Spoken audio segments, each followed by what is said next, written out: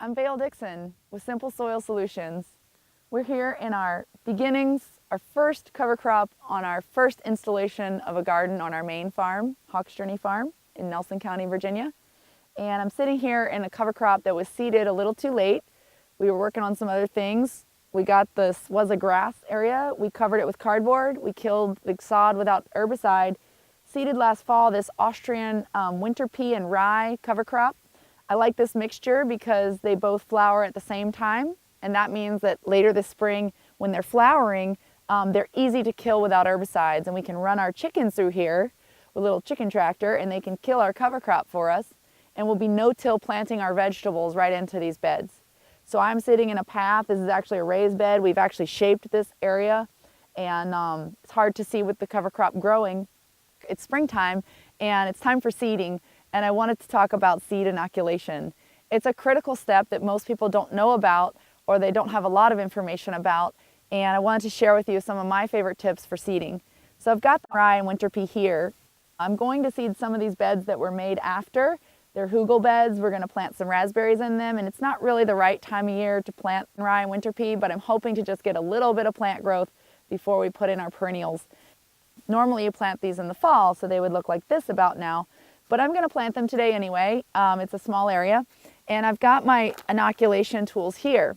So the benefit of inoculation are many, and the types of things you can buy for seed to inoculate it with are also diversified. And I wanted to talk about, most people think about inoculant, they think about a legume inoculant for like clover, vetch.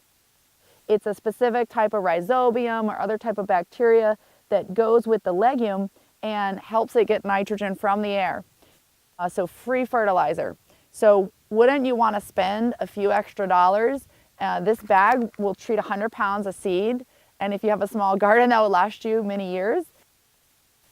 And the more you put out these microbes, if you don't do things to kill them, like tillage or chemical fertilizer or chemical salt, herbicides, or any kind of compaction event, they often will stay in your soil alive. So if you have a garden 20 years, you may not need to inoculate the rhizobium because you may already have it in your system, but it doesn't hurt, it's not expensive.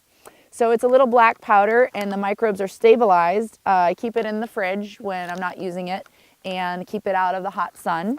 I've got this other bag of stuff that is inoculant that has all sorts of species of microbes, not just for legumes, but for grasses. So you can actually get this is a rye cereal grain. It's not actually a grass, true grass, perennial.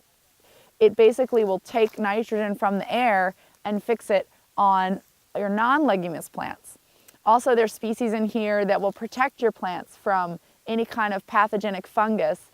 There's also species in here like mycorrhizal fungi, which will give your plants phosphorus and water and translocate nutrient between plants. So if one plant is struggling, or will take mineral from over here and build these networks in the soil, your fungal networks.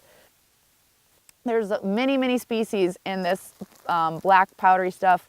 And also with the microbes, they mix micronized minerals. So they take a naturally earth deposit of minerals and they micronize it so that it's very fluffy and airy and the microbes can digest it. It's very different than a rock fertilizer that has big chunks. You see how it's just going with the wind. You want to maybe wear a bandana or mask if you don't want to be inhaling it too much, but it's also healthy for you to get this on your skin and into your gut. These are species that are also beneficial for us to be around. So these are the minerals and microbes. These are microbes, different functional microbes groups. And then this is an agent, a chelating agent that comes in a liquid form. I can spray it with a spray bottle or a powder form called Soluplex. Basically, the Soluplex with the soil biology boost, this is like a chelating agent that activates the minerals that are in here. It also works with the minerals that are already in your soil. So this makes all 90-some minerals in your soil pretty immediately available in a small form, not too much of a form to leach out. It feeds microbes, it feeds these microbes, it feeds what's in your soil, it feeds your plants. It's a critical ingredient that a lot of people skip as this chelating agent, and there's not many products out there like the Soluplex. I also have some sugar water where I basically put the powders on the seed. I've got my rye and pea seed. I've already done this, but basically put the powders on the seed, just mix it around, and then I just pour a couple capfuls of water in, and I mix it around, And then the seed you can see is actually coated in the end with this black powdery stuff. And so it's each seed has its population of microbes, it has its minerals, it's got sugar to feed the microbes and get them jump started until the plant can photosynthesize and get enough leaf to pump out sugar. Those microbes need sugar. So that's what the sugar water is for. I've used raw turbinado sugar in this one. It's kind of brownish. Also used honey. I've used maple syrup. I've just used white sugar. Sugar, you know, to microbes is like candy. So especially to bacteria. So basically I've got all my ingredients on my seed. I'm ready to seed, and it will help my plants probably make more than double the yield that they would have made had I not inoculated the seed. So it's a very important thing for water retention. We've been in a very severe drought. This crop has had no water. It was seeded late. It's had no fertilizer, no lime, no minerals put on the soil. This was just a grass place that we had stacked our hay bales on, which also fed the microbes. And when we removed them, we put some cardboard down, and there were a lot of earthworms in here. So we already started the microbial stimulation, and we did minimal harm to get this garden in. And we're going to keep doing minimal harm, and we're going to keep building our microbial cycles. But this inoculation is your biggest bang for your buck almost in getting some microbes out there without getting out a bunch of spray rigs and getting a bunch of specialized equipment.